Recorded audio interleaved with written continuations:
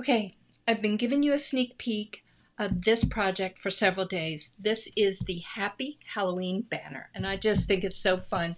These are tombstones, and I made them out of cardboard. You know I love cardboard, and I painted them with the textured paint I made using just mixing sand with the paint and then kind of overpainted them. And I distressed each edge, and they really, really look like stone. So I've got these, I put these letters in for you, and I just think they're so fun. And I bought some little felt balls because I just thought it kind of set off each tombstone better by adding, some little accent. You could use beads or something else, but I just thought it was fun to have like a little accent between each of the letters. Let me go get my other options so I can show you two other ways that I made it. Now I know everybody loves cardstock. It's what we have at home. I mean, I got stacks and stacks of cardstock. So you can easily make it out of cardstock as well. Let me unravel it. And so I just used cardstock. Let me hang it up so you can see. I did ink around the edges to give it a little extra dimension, but also I cut the letters out in black and then put yellow on top just so that it'd show up better. So that's another option. And this was my first one where I did, let me hold the letters up correctly, where I painted it kind of white and I used orange, but I really like the black better. So, but again, it was pretty seriously distressed. So I love distressing. So when you make your letters, use a little ink or just a little paint around the edge just to give it a shadow, and it gives your tombstone so much more dimension. So let's get started making the Happy Halloween tombstone banner, and I know you're going to have fun making this one. Now I'm going to show you how to do the tombstone banner with the Happy Halloween letters on it within Cricut Design Space because I'm using my Cricut Maker for this. And I'm on the canvas screen. This is the home screen. You can go to the canvas by doing new project or just clicking canvas right up here in the upper left hand side. So I'm going to upload, and that does indeed look like my project. And you can see in this, wait, let's see if we can see it here too. Yes. On this image details place, you can see these red lines. Those are score lines. They're really the only score lines in this project. That's to make the little tabs that go on the back of the tombstones. I think I've made 10 different tombstones. They're not dramatically different, but I think they're fun. And let's go to upload. You can see it came in at 100%. That's the actual size. And wait, let me see. You can see from this that the H is larger than the other letters. I just thought it looked better that way. All right, I'm going to reduce the size on my screen so I can see all the pieces. And that is all of them. I'm going to ungroup. And this is the layers panel. I ungrouped. Delete my little scale square, my 1-inch scale square. We don't need that since it came in at the appropriate size. Remember, Cricut Design Space updates all the time, and so your screen may look slightly different from this. The only real prep work you have to do is the score lines on these little tabs that go on the back. So I click on them, I selected it, there's that line, and I always draw score lines in red, so when we go over here to the operations menu, we see the color box, and that's red, and that's your major clue, or one of the major clues, that it is a score line. We'll scroll down the operations menu, click score, then we select the whole piece again, and scroll down at the bottom of the layers panel, attach. There we go. And I usually do a couple of layers. I usually glue 2 layers together just to make it sturdier so it doesn't rip through. And this is a larger tab for the larger pieces. So I'm going to open up the group. You can see with this little side arrow that that's a group. I'm going to open it up. I'm going to select the line within the group. So I selected only the line.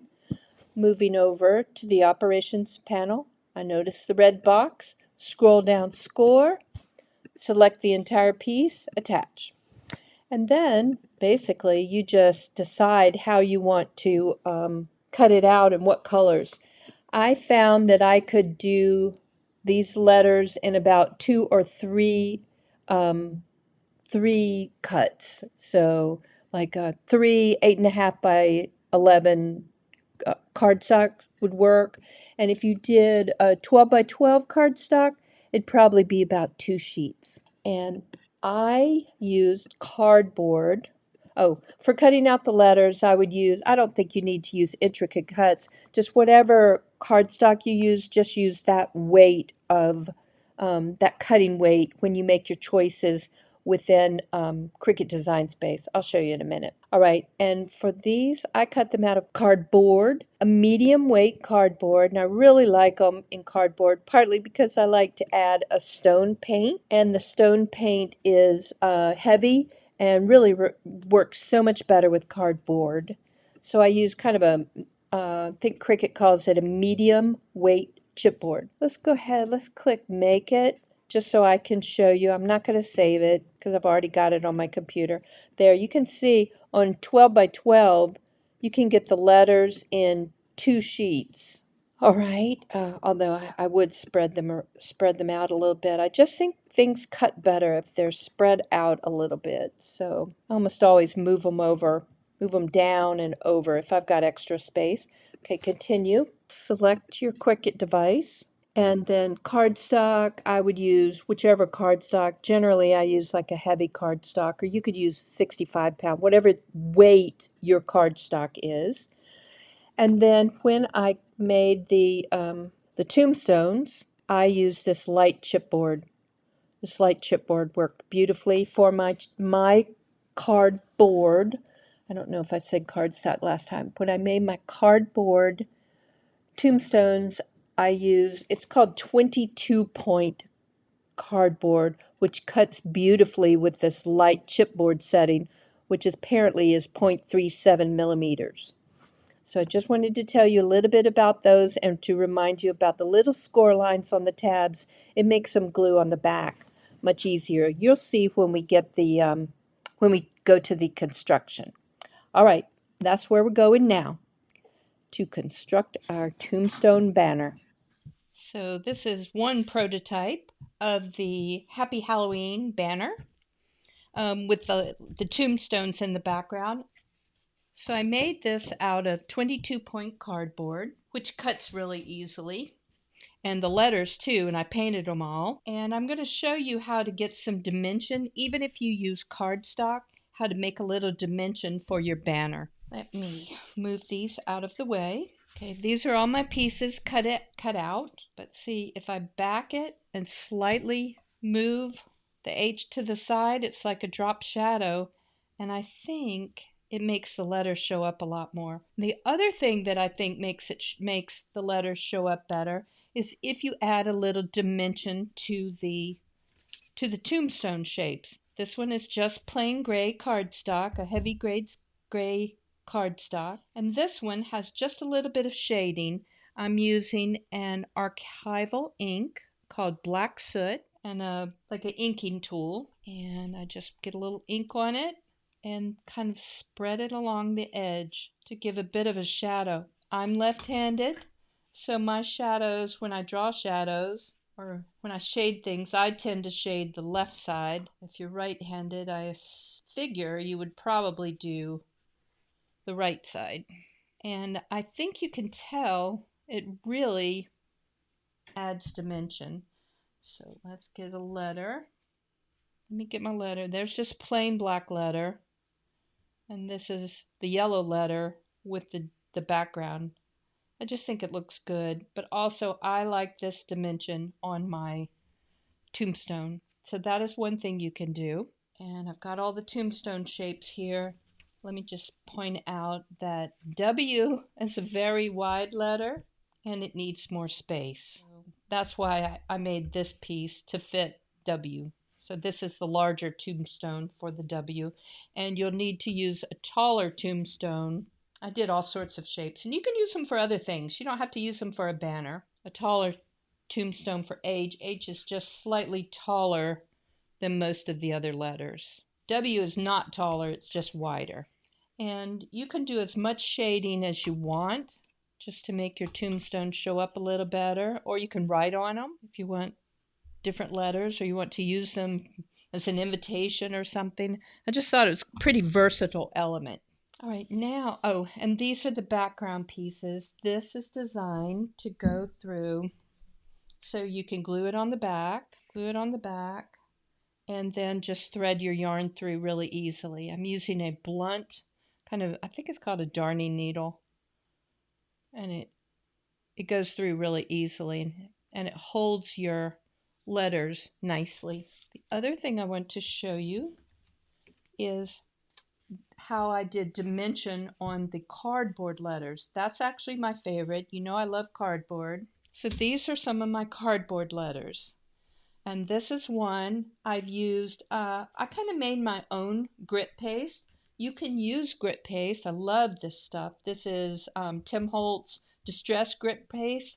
And the nice thing about it is that it really, I mean, let me see if you can see the texture. I don't think you can. The light's too flat, but it's got really good texture. If you buy a little jar, that's relatively expensive. So this is what I do. I made my own kind of grit paint. I just did a white paint. I just used gesso.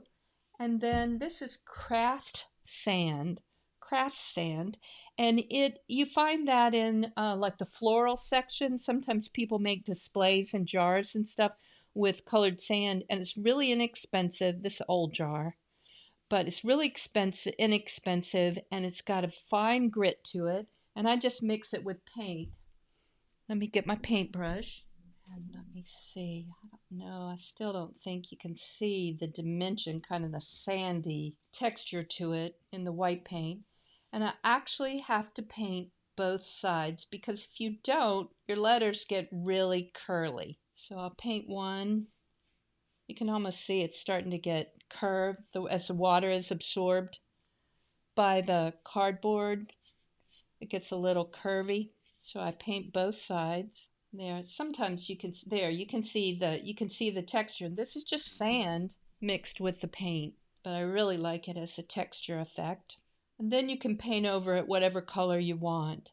I just wanted gray, and I actually ran out of my favorite gray paint, which is Hickory Smoke Distress Paint. So I'll show you what I did. I'm going to put this to dry. So that's my inexpensive grit paint.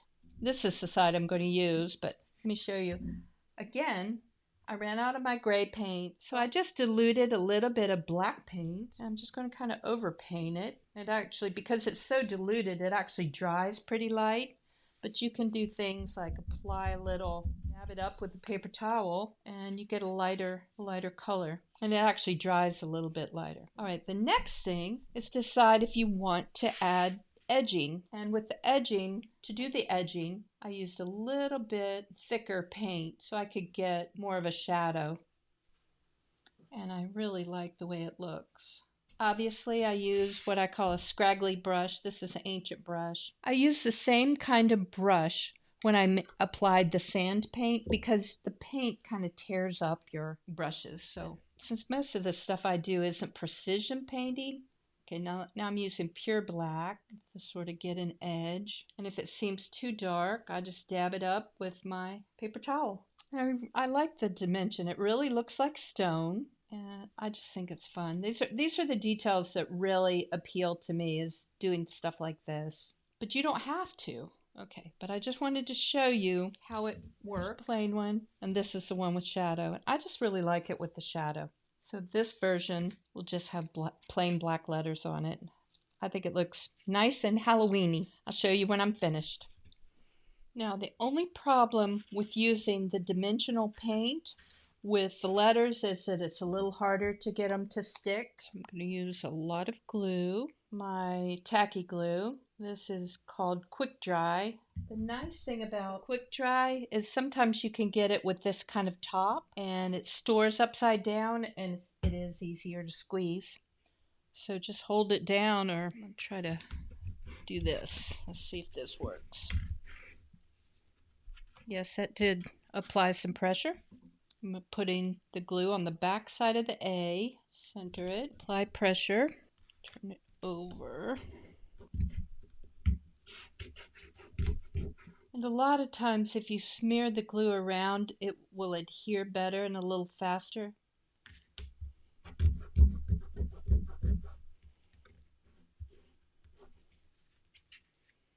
I'm gonna let that one sit for a minute, see if it'll adhere better. You know, let the glue get tacky. And I'll do the same thing for the Halloween letters. And I think it's much easier to glue the letters on first before you glue the backing piece on, because you have to make sure the letters are flat. And this adheres a little easier. It's just this one strip. We'll make sure the letters are good before we add the backing strip on, and it's going to be seriously cute. All right, now we can add put our little letters together.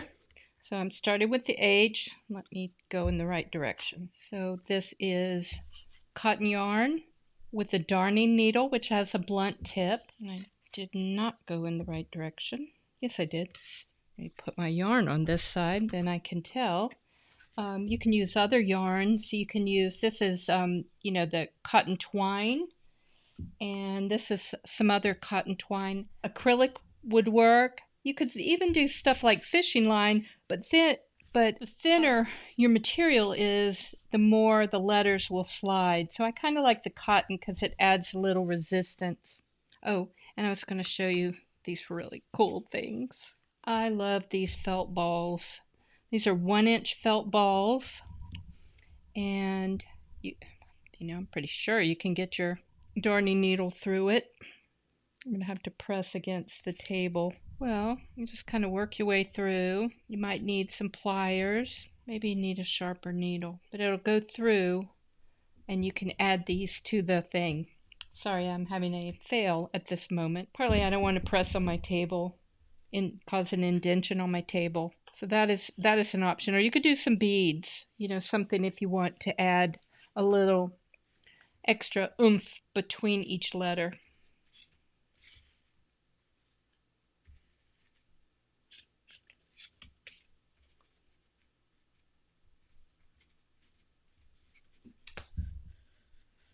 And I'm going to do Happy and Halloween on 2 separate lines. Partly I think it'll be easier to hang it up. All right, let's flip it over.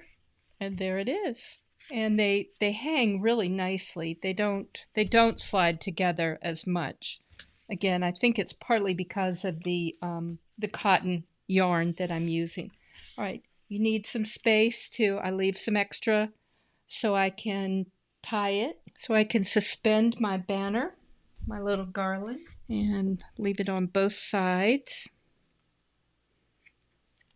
And there is our Happy. So now we'll do the Halloween part, and I'll show you when I'm done. Now all my letters are hanging, my little tombstone letters, and I'm going to go hang them on the wall and show you what they look like.